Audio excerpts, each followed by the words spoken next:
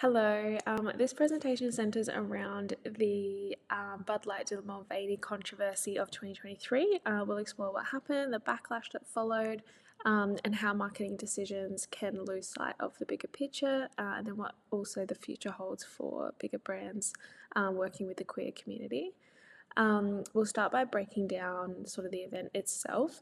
So in 2023, transgender influencer and actress Dylan Mulvaney participated in a paid digital media activation, or a DMA, with Bud Light. A paid DMA refers to a commercially contracted content where brands typically expect positive engagement when maintain a degree of control over their messaging. But this time, that control unravelled, and Bud Light learnt that users are no longer passive, but they are also producers themselves.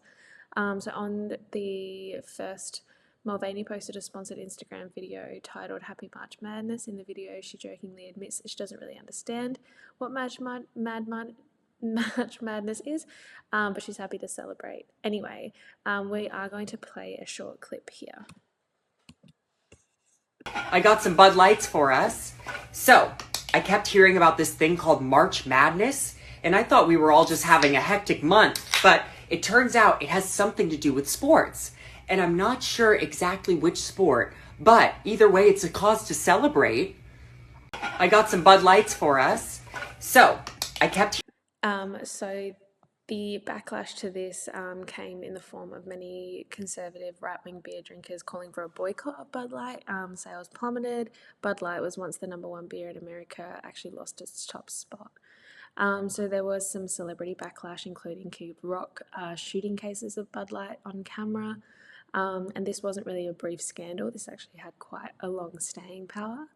The role of DMAs in this were originally Bud Light's video with Mulvaney was a paid DMA, but once it hit the internet, it became a shared DMA, where the public takes your message and reshapes it through repost, reaction videos, commentary. People transformed Bud Light's branding into something unrecognisable, and the company lost control of its own narrative.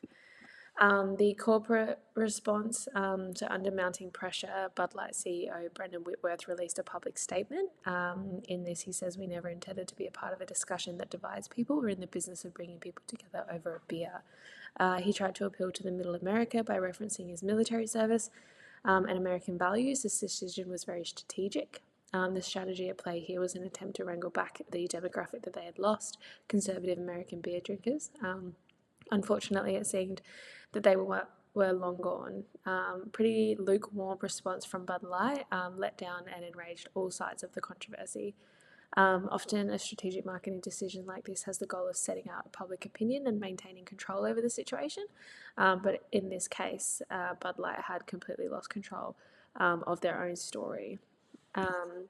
Rainbow capitalism and queer marketing. So companies have long jumped on the bandwagon of Pride Month to show the world that they support the queer community. Pride Month can be seen as an organisation's easy way to show support and to be seen as progressive, to gain trust from the queer community and allies.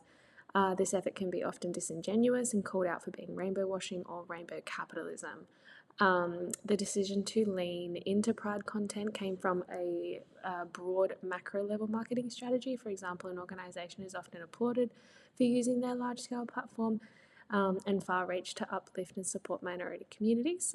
This strategy then evolves into a meso level marketing strategy where individuals such as the queer community looked at to form a strategic plan and then eventually implemented into micro versions of the plan, which may take form of sponsored videos, queer creators, rainbow merchandise, or funding Pride events. In the wake of the harsh reaction from the public, Bud Light has backpedaled on its decision to advocate for the queer community, and this actually sheds light on the 5 principles of ethical persuasion, or TERS. Was the message truthful? Was the persuader authentic? Was there respect for the audience? Was the message fair? And was the social responsibility for the common good upheld? So the future for rainbow marketing. In an interview with NBC News, Caleb Silver, editor-in-chief of Investopedia, offered some marketing advice to other breweries considering dipping their toes into the queer influencer market. Stay away from issues like this. Quote, "Do what you're good at, sell beer." This stern advice sends a clear message to big corps, and that is to playing into social and political, and sometimes people would say controversial topics is too hard and too dangerous. So in 2025, Gravity Research surveyed marketing executives, and I've just got those numbers up on the slide there. So some final thoughts. Bud Light to the Mulvaney controversy teaches us more than just vitality of culture wars. It reveals the core truth about modern branding.